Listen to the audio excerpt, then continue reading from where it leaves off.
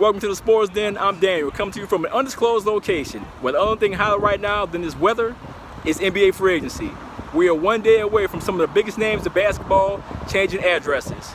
Kyrie Irving, Kemba Walker, Klay Thompson, Kevin Durant, Kawhi Leonard, Jimmy Butler. All of these guys come tomorrow. Monday, July 1, will be on new teams. There are already 2 deals in place, reportedly. Kyrie Irving, who was with the Boston Celtics this past season in a failed experiment, is likely going to sign with the Brooklyn Nets for $141 million over 5 years. This was kind of a done deal because after Kyrie blasted the Celtics and a lot of his teammates did the same thing to him, the writing was on the wall that it was all over. Plus, you knew also it was a done deal that Kyrie was going to Brooklyn after he signed with Roc Nation, Jay-Z's sports agency. Now, Kemba Walker, who has kind of been languishing down in Charlotte for like the past 5 or 6 years, finally gets his shot with a legit contender to show the rest of the world who doesn't get to watch him outside the Charlotte market what exactly this guy can do. He's an even better fit, Kemba Walker that is an even better fit for the Boston Celtics than Kyrie Irving, because the guy passes the ball and can also score. And he will fit in perfectly what Brad Stevens is trying to do. Now, moving on to some of the other big names. Klay Thompson, I feel like, is likely going to stay with Golden State. I mean, how can you have one half of the Splash Brothers and not have both? Klay Thompson, who's coming off a torn ACL, is going to miss all of this upcoming season in 2019-2020. But I can't see a scenario where Klay Thompson leaves Golden State. Klay's a loyal guy and is going to be looking forward to playing that new stadium, the new Chase Center that the Warriors will be playing in San Francisco. And I can't see him leaving his fellow Splash brother, Steph Curry. Now, what's also interesting, Klay Thompson's teammate, Kevin Durant, who could have some bad blood with the Golden State Warriors after the whole injury fallout. If you guys remember, Kevin Durant tore his Achilles in the finals game against the Toronto Raptors a couple of weeks ago. Now, KD sat out a lot of that game, a lot of the series, 2 playoff series, before he decided to come back. Now, the man was a true warrior for getting out there trying to tough it out for his team and play. But now there's all these reports that there was some miscommunication between if KD was medically cleared to play or not. Now, I don't see KD coming back to the Warriors, because when you think about it, he's done all that he can with the Warriors. He's won 2 championships. He's been a 2-time Finals MVP. And a lot of people out there have knocked him for joining a 73-win team, a championship juggernaut, instead of going to forge his own legacy with his own team.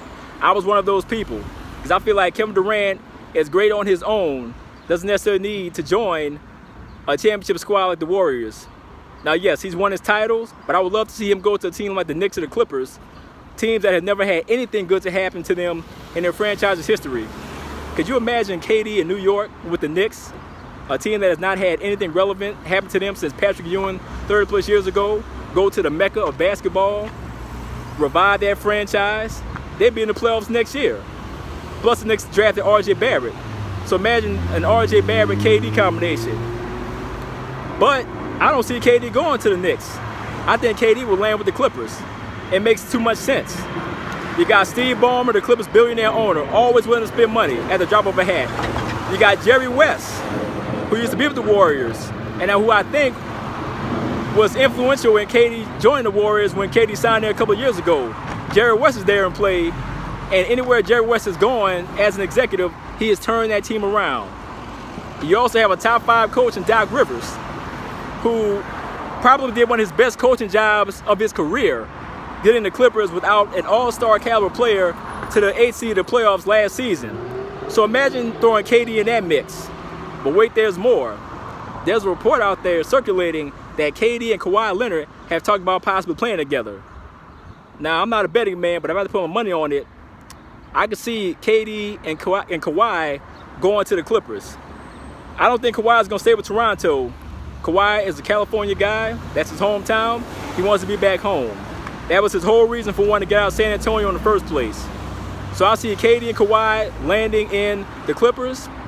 And man, that is going to be one hell of a matchup when the Clippers and the Lakers, who just added AD in free agency, can you imagine that? AD, LeBron, on one side for the Lakers, going up against Kawhi and KD. That's a potential Western Conference Finals preview. Not only to mention the LA supremacy battle that would go on in that town. I mean, there's a possibility that the Lakers, it's always been a Lakers town in Los Angeles, but you get KD and Kawhi on the same squad, it could become a Clippers town, depending on who you ask. Now, the last wild card is Jimmy Butler. Jimmy Butler has an opportunity to sign a max deal with the Philadelphia 76ers. The Houston Rockets have a lot of interest.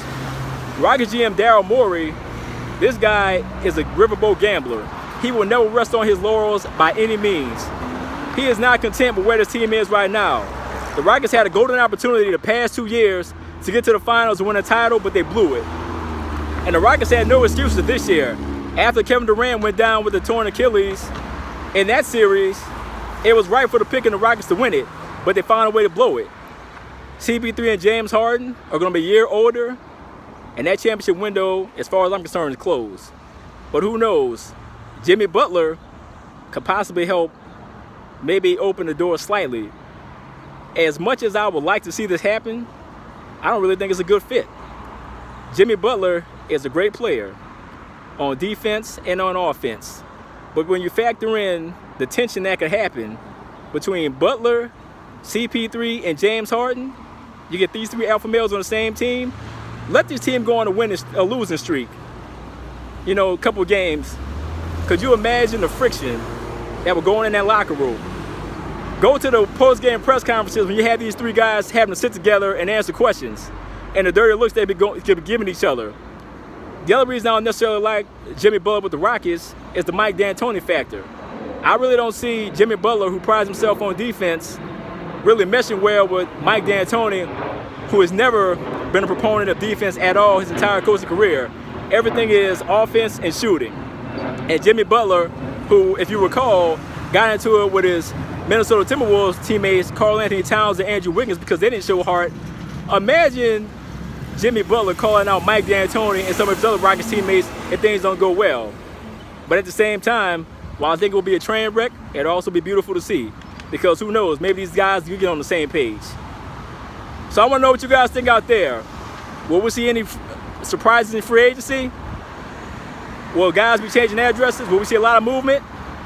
Or will it be a relatively pedestrian and quiet NBA free agency period? Let me know what you think. Leave your comments below. We'll do it next time, and I'm out.